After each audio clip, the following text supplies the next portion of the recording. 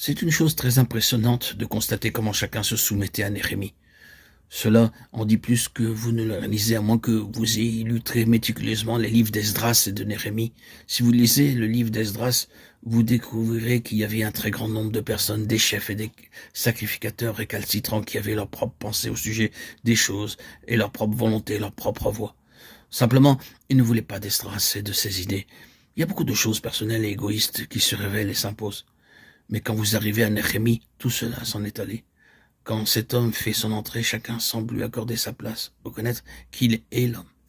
Ils agissent tous selon ce qu'il leur est dit. Ils s'alignent. Ils peuvent faire avec eux ce qu'ils veulent. Voyez-vous, quelques-uns de ces chefs ont acheté les biens et les terres du peuple.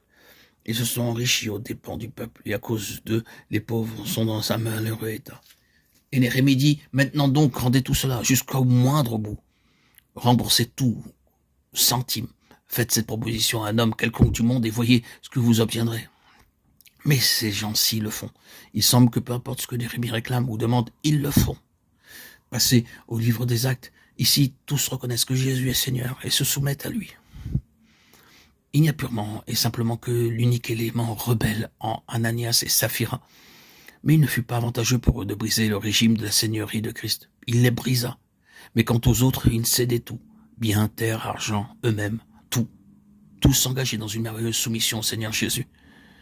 Et vous n'abotirez nulle part à l'égard de son plein témoignage jusqu'à ce qu'il ait la prééminence et la préséance sur toute vie et sur tout ce que la vie contient. Et il y a un facteur correspondant qui est parfaitement clair. Le peuple, les sacrificateurs, les chefs, tous accordèrent à Néhémie la place de direction. Dans cet haut mouvement de Dieu, tous accordèrent à Jésus-Christ sa place comme tête. En vérité, il fut non seulement prêché comme Seigneur, mais tout lui fut accordé en tant que Seigneur. Et puis, une autre chose commune à ces deux livres est la façon dont tout et tous ont été régis par le témoignage. Ce n'était pas seulement Néhémie, mais la chose que Néhémie soutenait. Ceci se voit sous deux rapports. Premièrement, la muraille. Comment la muraille devint l'objectif et l'intérêt dominant de tous.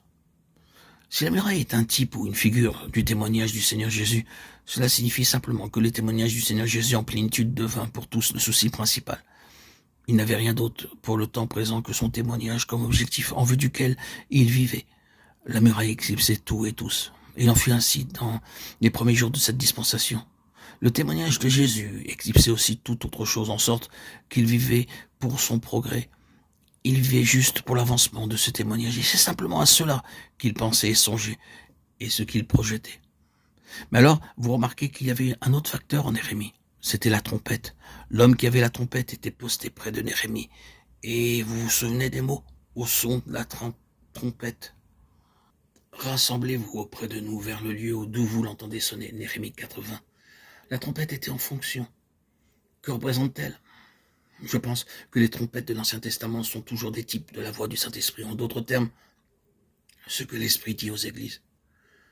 C'est au son de la trompette qu'Israël se déplaçait dans le désert. Toutes les fois où il devait se déplacer, la trompette retentissait.